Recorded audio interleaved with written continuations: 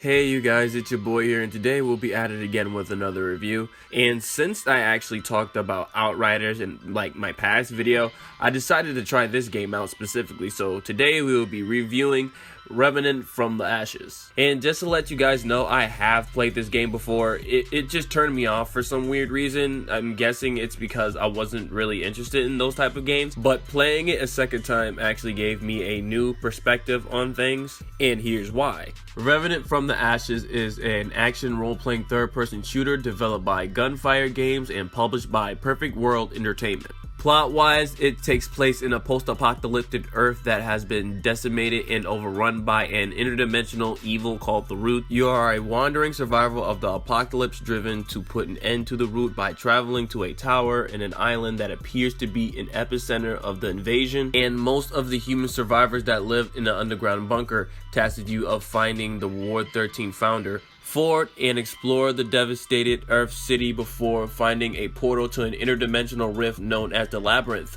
allowing them to travel between worlds in search of Ford. That is enough about the plot. Let's talk about the gameplay. So the game borrows most of their mechanics from the Dark Souls series franchise, but rather than simply being melee combat, it incorporates a third-person shooter element where you can wield up to two main guns, one main weapon and one sidearm, along with a melee weapon. Most of the weapons can vary between machine guns, shotguns, hunting rifles, and sniper rifles, and you can attach mods in them which give you extra abilities. You can create your own custom character, but in my personal opinion, it isn't that great. It's not bad, but it's not good either. But while playing the game, you are required to defeat challenging enemies and bosses found throughout randomly generated worlds, but it still follows a set story. You are able to upgrade their weapons and armor using materials they found throughout the world, and you can also unlock trait points which can be used to increase stats in your playable character. And unlike some of the Souls titles, you could team up with two of your friends, where the game scales the difficulty based on how many people join.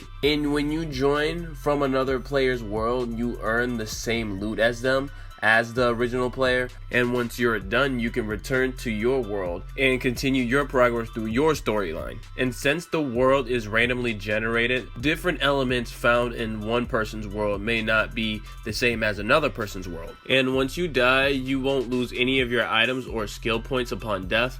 You will be taken back to a checkpoint. So when each time you die, the enemies may differ from numbers or change what spawns, thus keeping the variety in the game. Environmentally, it's a different case because since it's randomly generated, you have to adapt to each situation. I mean, that means it could be anything. And graphically, the game is surprisingly decent.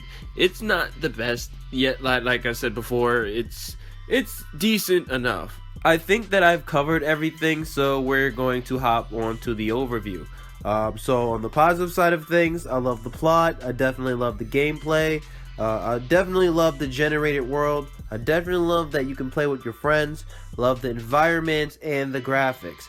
If I have to nitpick though, the customization could have been better, but it's not bad. So the game came out in August 20, 2019.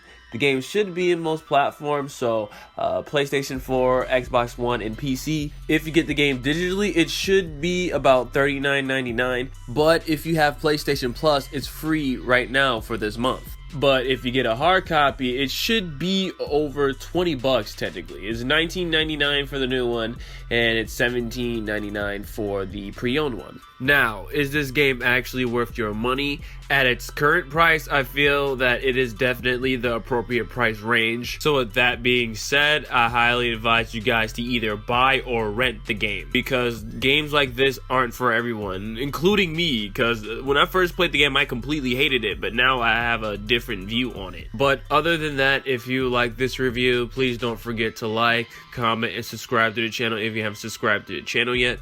I do reviews, videos, PvP matches, streams, and more. And if you haven't yet, please don't forget to follow me on my Facebook page and my Twitch account, because I stream on those platforms as well.